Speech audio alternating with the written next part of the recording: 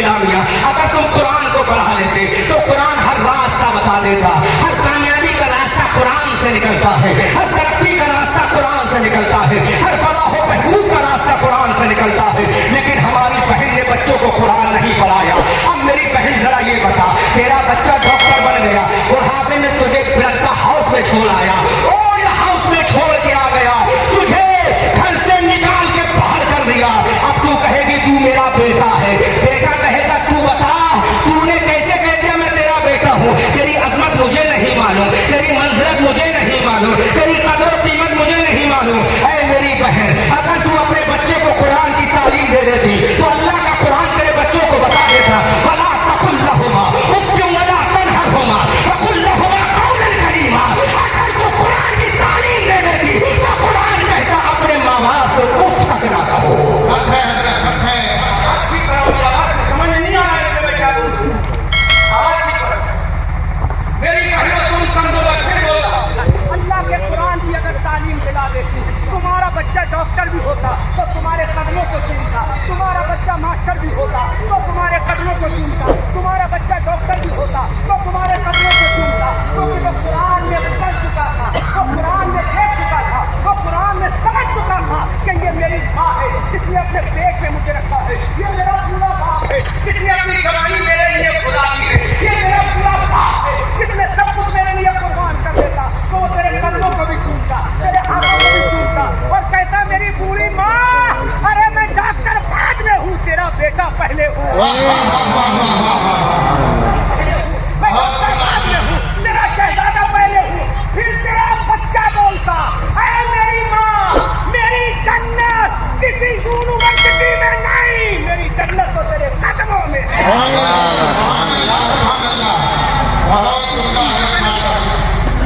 क्या बोलता, मेरी जन्नत तेरे कदमों में है, मेरी जन्नत तेरे।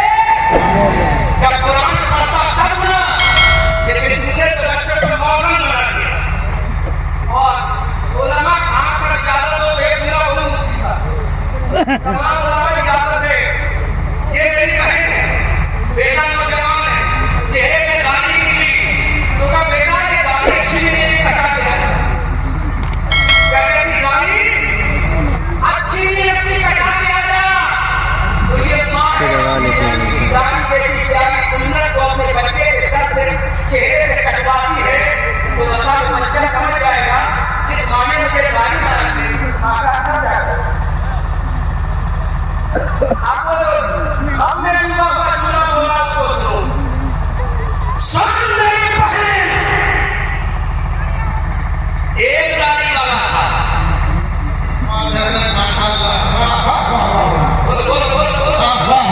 माशाअल्लाह, एक दाढ़ी वाला था जिसके हुस्न को देखकर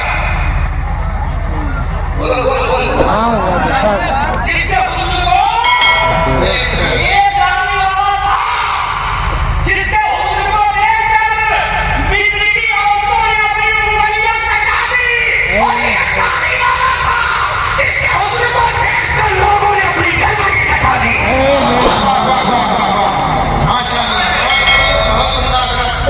एक दाढ़ी वाला जिसके हुस्न को देखकर मिस्र की औरतों ने उंगलियां कटा दी और कहना पड़ गया उसने यूसुफ पे कटी, मिस्र में अंगुष्ठे ज़ना, सर कटाते हैं तेरे नाम पे मर्दाने वाला।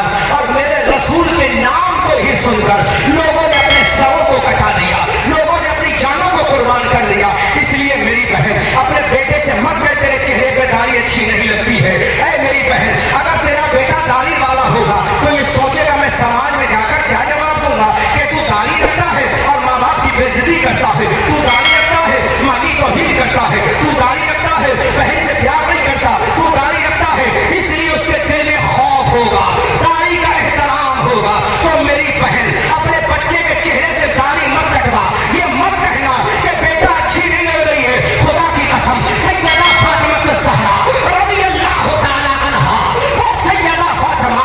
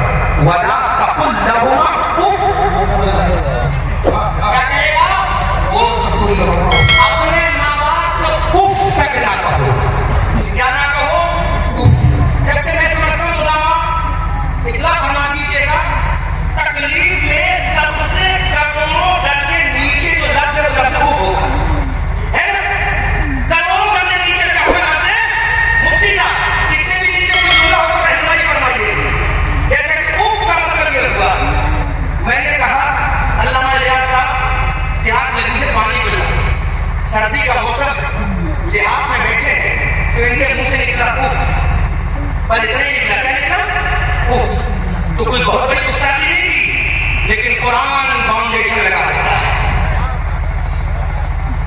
कुरान बांध कर देता नहीं, ये तेरी माँ है इससे उठ तक मत कहना, ये तेरा बाप है इससे उठ तक मत कहना। वकुल्लहुमा कौलन करीमा, और इनसे बड़ी नरमी वाली गुफ्तगू करना। बता ये तेरा मर्तबा कौन बताएगा? अगर तू मेरी बहन कुरान पढ़ती तो 15वें पारे का सूरे बनी इसराइल तेरे सामने ये आयत करीमा बता देती तुझे कि माँ बाप का मर्तबा क्या है। लेकिन नहीं बताया हमने कुरान, नहीं सिखाया हमने कुरान। और एक जुमला के पहली से नियम के कारण उलमा की इजाजत हो तो इजाजत तुम ये समझती हो कुरान पढ़ने के बाद हमारा बच्चा क्या करेगा? तो पूरे गांव वालों, मैं आपसे एक सवाल करता हूं, दिल पे हाथ रख के जवाब देना। बड़े से बड़े पैसे वाले होंगे यहाँ, करोड़पति होंगे, जमीन और जायदाद वाले होंगे, उलमा सपोर्ट कीजिएगा इसके लिए। आपकी दुआएं चाहेंगे, बहुत चिंती जुला देना, सपोर्ट कीजिएगा। तुम कहते हो, कहती हो कि कुरान पढ़ के बच्चा करेगा क्या? तो बताओ इस गांव में कितने लोग हैं जिन्होंने अमेरिका का सफर किया? जवाब बोलना है मेरा साहब। कितने लोग हैं जिन्होंने हॉलैंड का सफर किया है? कितने लोग हैं जिन्होंने जजीरा वेस्ट इंडीज का सफर किया है? कितने लोग हैं जिन्होंने यूरोप का सफर किया है? या फिर दौलत तुम्हारे पास, प्रॉपर्टी तुम्हारे पास, खेत तुम्हारे पास, मेरी दुनिया के सफर ना कर सके, लेकिन ये कुरान कर सकता है। ये कुरान का सदका और तारीफ कर सकता है कि मैं अहमद रजा मंजरी ने इसी कुरान के सदके में दुनिया के कई मुल्कों का सफर किया है, अमेरिका का सफर किया है, हॉलैंड का सफर किया है। ये सदका किसी के बाप का नहीं, अल्लाह के कुरान पाक का है। माशाअल्लाह, सुभान अल्लाह, सुभान अल्लाह, क्या बहुत सुंदर है। ये कुरान का सदका है, हमने यूरोप का सफर किया है।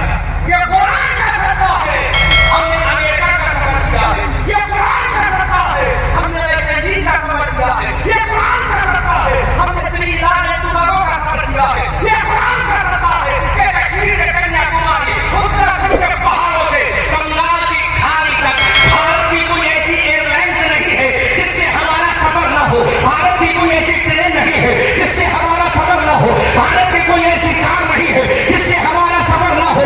अब ये बता, ये लंदन यूनिवर्सिटी का सफर नहीं, या ऑक्सफोर्ड यूनिवर्सिटी का सफर नहीं। अगर हम दुनिया घूम रहे हैं तो किसी के बाप का सफर नहीं, कुरान पाक का सफर है। बिल्कुल सच है, बहुत सुंदर है। कुरान पाक का सदका बेशक। तुम समझते हो कि कुरान पढ़ के क्या होगा? बताएं कुरान पढ़ के क्या होगा? कुरान पढ़ के ये होगा कि तू मरेगा, तख्ते कुर्सी पर लेटा होगा, तो तुझे डॉक्टर बताने नहीं आना इसको कुछ कैसे दिया जाए। ये आगे में कुरान बताने अच्छा है, बहुत सुंदर है। जब तू मरेगा तो तेरी कब्र पे सूरे मुल्क और सूरे बकरा की इब्तिदाई और आखिरी आयतें तिलावत करने के लिए तेरा बेटा अपने गले में टाई डालकर नहीं आएगा, बल्कि अगर तेरा बेटा कुरान पढ़ा हुआ का होगा तो चेहरे पर दाढ़ी लेकर तेरी कब्र पे कुरान की तिलावत कर देगा और रो रो कर कहेगा, मौला ये मेरे बाप की कब्र है, ये मेरी माँ की कब्र है।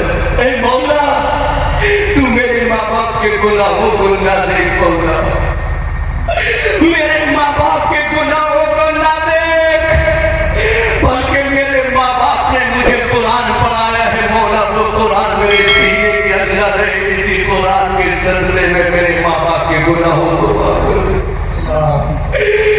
मेरे मौला मेरी माँ गुनहगार थी, मेरा बाप गुनहगार था, ऐ मौला अब तू इसके गुनाहों को मत दे। इस मेरी माँ ने मुझे अल्हम्दुलिल्लाह पढ़ाई थी, मेरे बाप ने कुरान पढ़ाया